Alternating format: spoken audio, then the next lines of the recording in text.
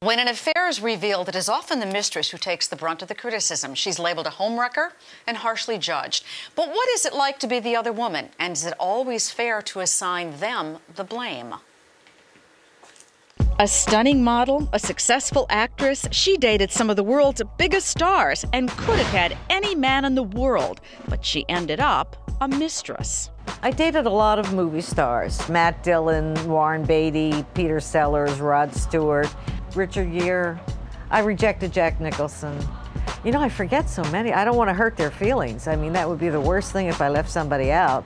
Carole Mallory met the famous author Norman Mailer in 1983 and began a romantic relationship with him after seeking writing advice. Mailer was already married to his sixth wife, Norris Church. I wrote a book, Loving Mailer, about my relationship with Norman Mailer. It was a love affair for 9 years, and we were both intimate and emotionally connected. It is lonely to be a mistress. You're without the man a lot of the time. You take time to focus your life on him and his needs, and your own needs aren't being met. But when you're caught up in it, you're caught up in it, and I was caught up in it big time for 9 years. Mallory's affair didn't make it into the headlines, but with today's wave of sex scandals, other mistresses have been thrust into the limelight. Well, the men are responsible. This is the kind of thing these famous men, they look for these kinds of women with. Of course, women, if they're self-assured, they don't allow this to happen. But these poor women didn't have a lot of self-esteem, and they fell for that, and I was one of them. I never did set out to be a mistress or the other woman or to ruin anybody's marriage.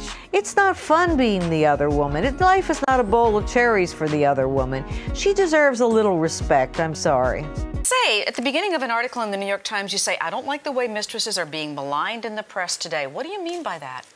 Well, they are being maligned. They're being blamed for the men coming on to them and being called homewreckers, when in fact they're pursued by these married men. And it's very unfair that we not think about their feelings and have respect for them as women. I think this trophy wife thing is a little out of hand. A lot of these trophy wives become pregnant and then marry the man, and that's kind of going on.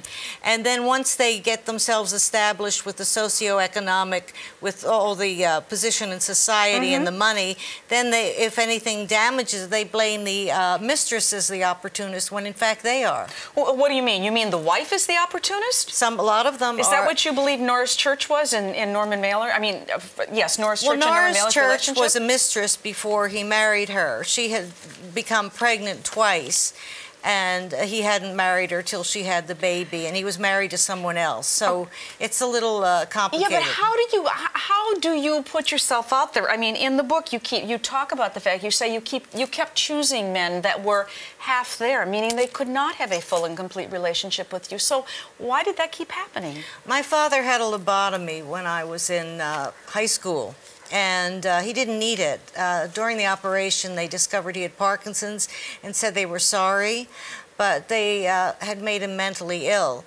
So I sought men who were half there for me, like my father was half there for me, and it's plagued me my whole life. But now you're in a point where you actually are with a man. You've been married for a certain period of time, and your life now is nothing like it once was, with that high-flying, expensive movie star scenario. I've been married now for 9 years, and I'm happily married. My husband is not a celebrity. He's 26 years younger than me, and he's very different from Norman and the life I led, and I like that. What you say in the book, you talk about, where was my self-worth? Isn't that a question that every mistress asks? Absolutely. That's why we should discuss it. And these men, they look for that. They look for women with low self-esteem. And it's just terribly tragic that the press dumps on these women because they're really damaged emotionally.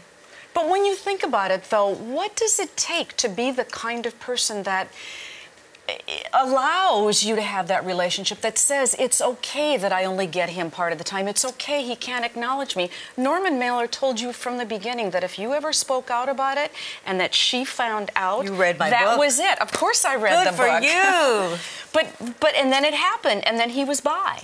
Exactly, but the thing is, he also said she knew about it. I just couldn't talk about it, and he'd haunt me from his grave if I did talk about it. But I didn't allow him to control me, and I'm not now.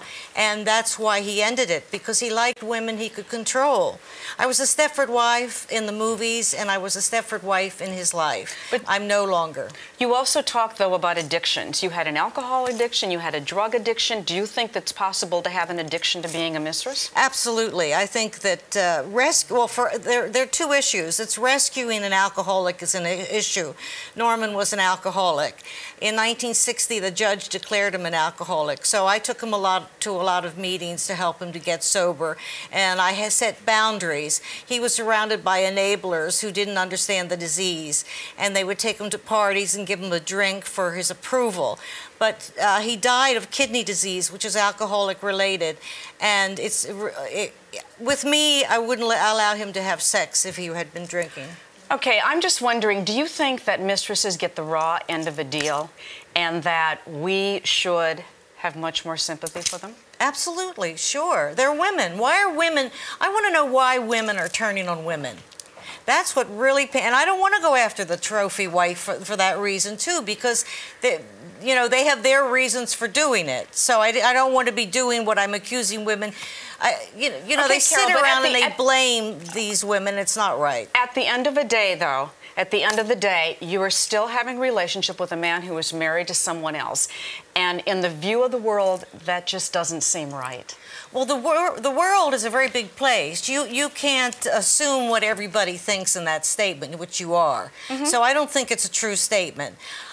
You have to understand these married men say things to these women that they lie. They lie. And the women fall for them, and the women are their victims. And once you get to the point where you're much more independent and able to handle that and to have self-esteem, then that's when you can let go, and that's when you were able to let go of Norman.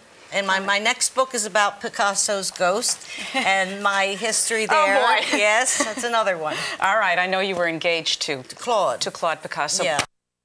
So contact lxny.m4v. We want you to answer the question about what do you think if a mistress is getting a raw deal or not. I'd be very curious in the results. And I guess my last thing to you is, do you think, are you telling women not to have an affair?